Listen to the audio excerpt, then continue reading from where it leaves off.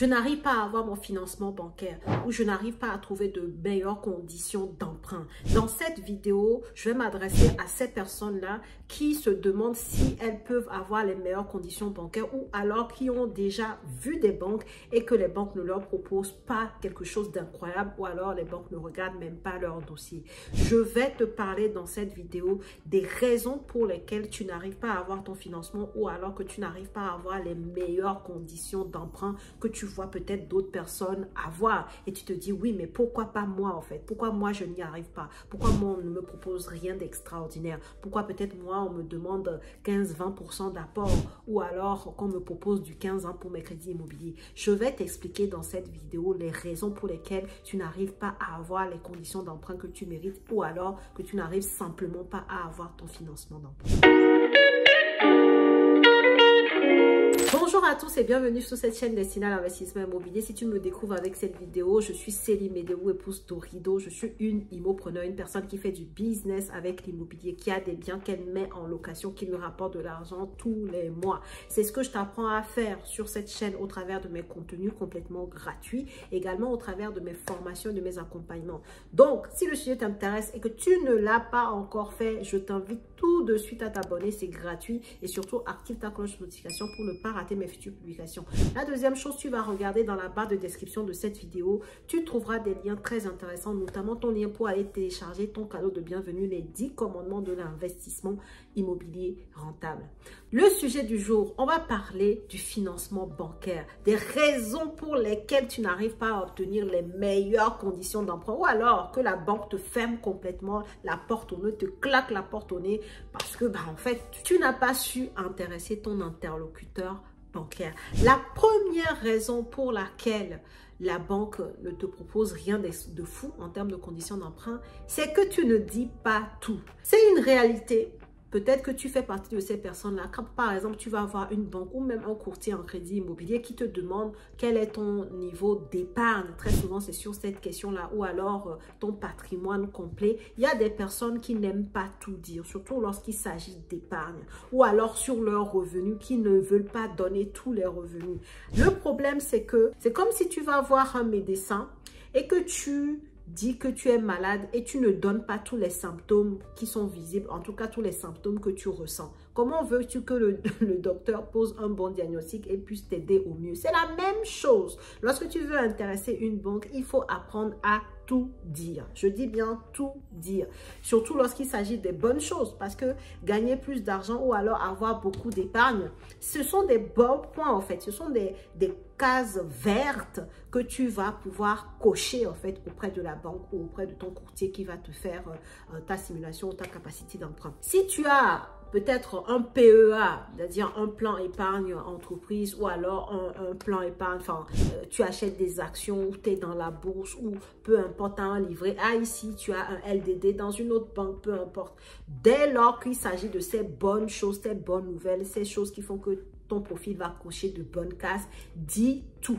Les gens ne disent pas tout parce qu'ils ont peur, par exemple, que sur l'épargne, la banque, en fait, ne prenne en compte tout leur épargne qu'elle va considérer un apport, ce qui est archi faux. Ce n'est pas parce que tu as 100 000 euros sur ton compte que la banque va vouloir que si ton projet fait 200 000 euros, tu mettes 100 000 euros d'apport. C'est no sens, en fait. Mais après, je comprends que parce qu'on n'a pas l'habitude, parce qu'on est nouveau dans ce secteur-là, on a ce genre d'état d'esprit-là. La réalité, c'est que c'est pas du tout ça.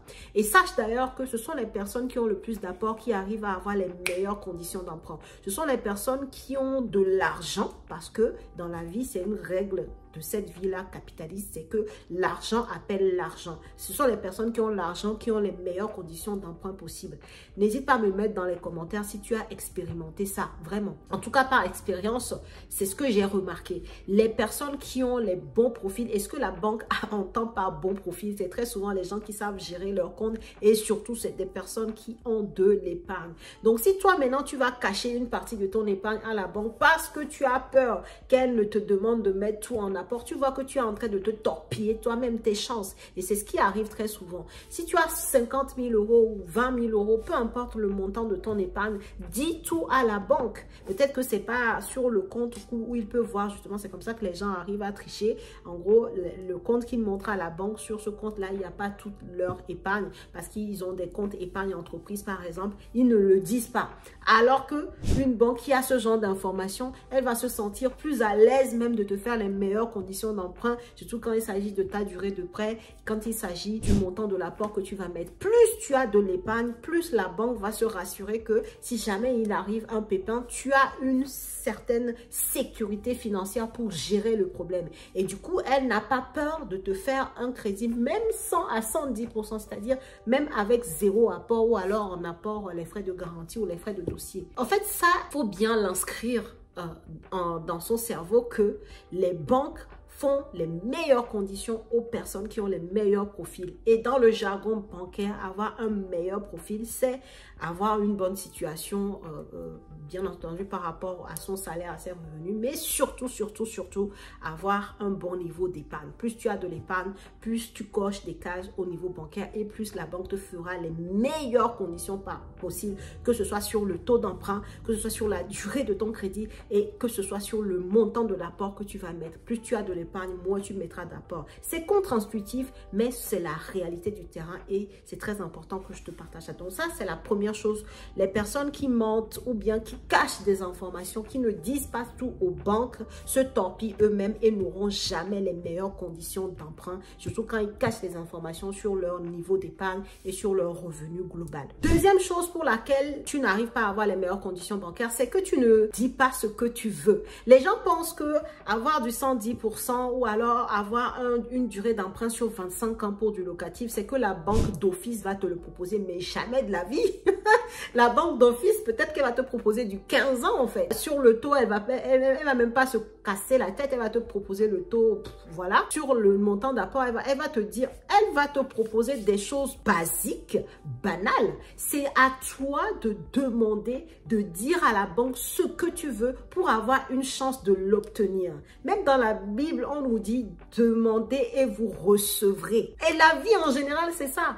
Mais nous, dans le milieu bancaire, malheureusement pour certaines personnes, elles pensent que quand elles vont voir la banque, en fonction de leur profil, la banque va leur proposer ce qui est meilleur pour eux. Alors que non, la banque, elle va tirer la couverture vers elle. Elle va te proposer des choses très, très basiques, très, très banales qui ne t'arrangent même pas pour un seul sou, en fait. Donc, la deuxième chose très importante, ça a l'air tellement basique et trivial que peut-être que certains se disent, mais pourquoi je dis ça? Mais c'est que les gens n'ont pas compris que pour avoir quelque chose, il faut déjà commencer à verbaliser, à le dire à la banque. Tu veux avoir un financement avec très peu d'apport, tu dois le dire à la banque. Tu veux avoir du crédit sur 25 ans, c'est à toi de le demander. Tu veux renégocier le taux parce que le taux que la banque te propose n'est pas intéressant pour toi, c'est à toi de dire, est-ce que vous pouvez me proposer un taux mieux que ce que vous me dites là?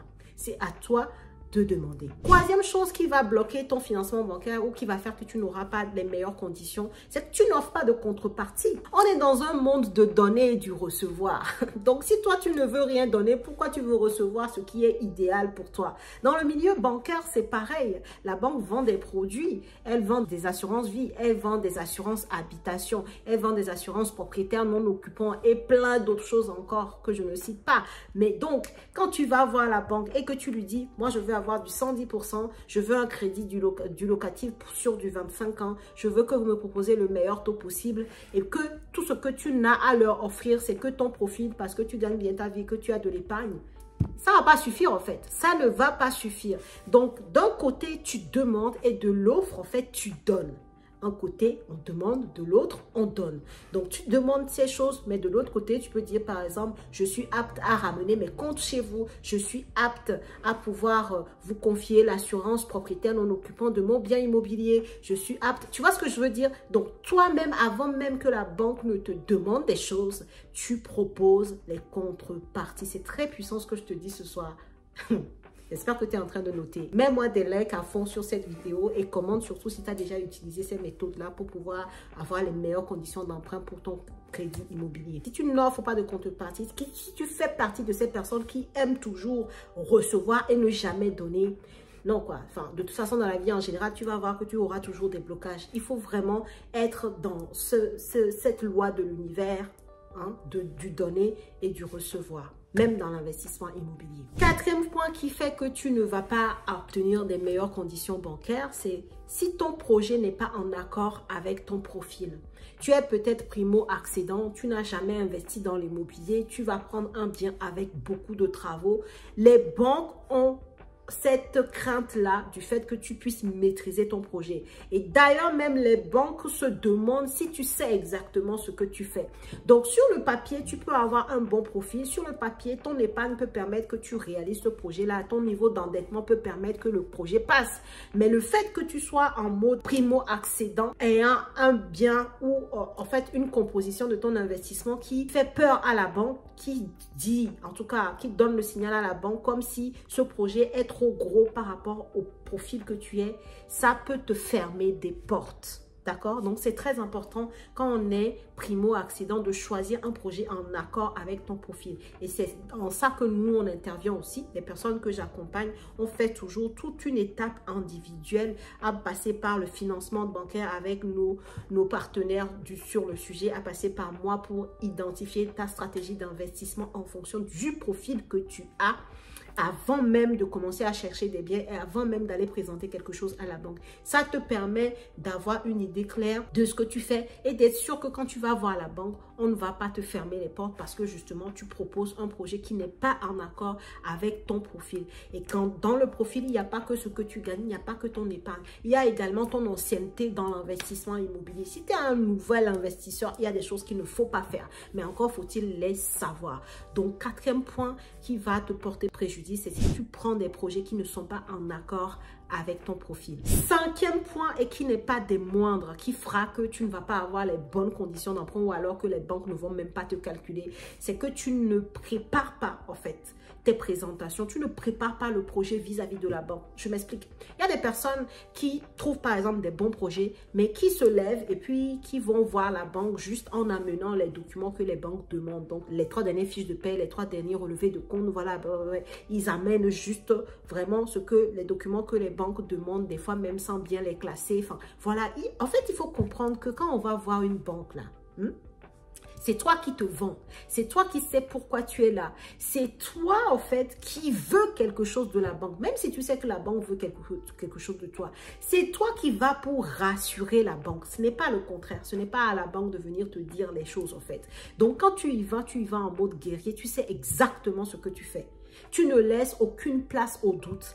Aucune question de la banque vis-à-vis de toi ne doit rester sans réponse. Vis-à-vis de toi ou vis-à-vis de ton projet. Donc, en fait, il faut bien comprendre que aller chercher un financement bancaire, c'est pas, tu vois, c'est quelque chose qui se prépare en fait. D'accord? Donc, préparer le rendez-vous avec le banquier. Lui faire une présentation de ton profil et de ton projet. Donc, ce n'est pas parce que tu es dans cette banque-là, parce que tu te dis, oui, je vais voir mon banquier, mon conseiller d'habitude. Tu te lèves, tu vas le voir parce que tu te dis que comme c'est ton conseiller bancaire, bon, en fait, il te connaît déjà. Faux!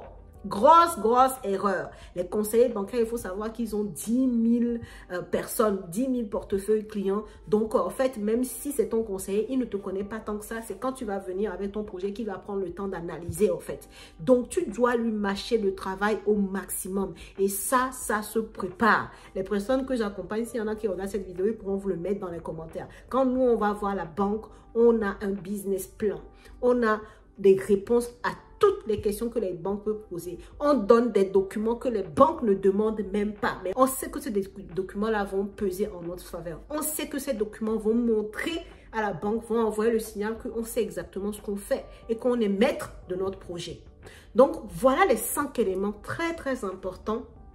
J'espère que tu auras pris le temps d'écouter cette vidéo. S'il y a des passages que tu n'as pas compris, n'hésite pas à aller regarder à nouveau. Parce que ce que j'ai dit, les 5 points que j'ai cités dans cette vidéo sont hyper puissants si tu vas avoir les meilleures conditions d'emprunt. Si tu veux tout court, avoir ton financement bancaire par les temps qui courent, il faut vraiment prendre en compte les 5 points qu'on a vus dans cette vidéo, les travailler ou alors te faire accompagner pour pouvoir y arriver, pour pouvoir maîtriser le contour de ces 5 points avant d'aller voir la banque et de présenter un projet d'investissement immobilier pour avoir ton financement bancaire. Voilà ce que je voulais te dire dans cette vidéo. Si la vidéo t'a plu, je t'invite à liker, à partager massivement. Dis-nous en commentaire comment ça te passait pour toi, si tu as utilisé certains des points que j'ai abordés dans cette vidéo pour avoir ton financement.